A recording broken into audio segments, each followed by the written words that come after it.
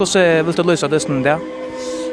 Det är en ölla väldigt orienterad Oslo vi börjar vi och tar lägger oss tungt pressa och man lukar alltid först några chanser men vi kommer stanna några rätt och ta vara tungt pressa så tar vi alla bollen ner för att åter höjas.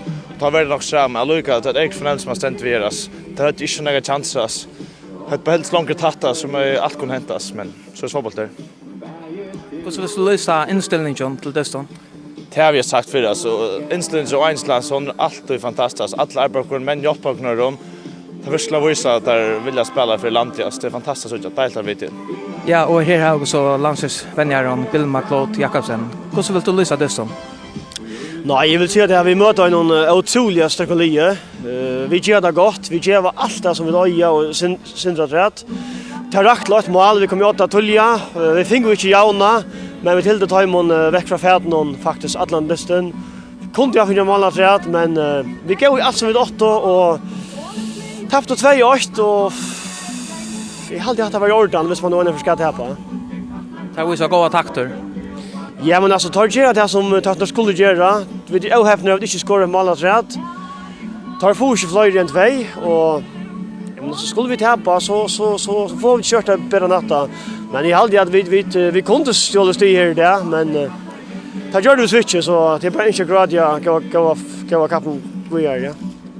Tack för det, Bill, och gå ett i framtiden. Tack för det. Vi lät nog ha också väl uttal ja. Hade en chans så det fick en adress han skorade ut på. Men så tror jag det var en 8 år så tog det och fullständigt dysten och stort och dysten. Vi rundade nästan faktiskt spela han men vi kämpar stå väl alltid och runt och för jag konto. Det kunde sagt hans haft jauna här på hent. Hvordan var? Ja, ich tog nog finns för mål. Jag har inte chans att lyssna men tar fått vi på men det var bättre så att Det var starkare. ja, jo, det var bättre än vitt. Det spalt skjutare och det var bättre. Det var bättre jo.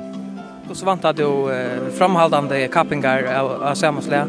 Hvordan så helt du dig för att klara det? Jag spelar på Italien och tagit 2-8 och Kroatien 2-8. Säger man 8 och touch värne och vet man 103 av slår så. Ja. Vi ska så klara allt.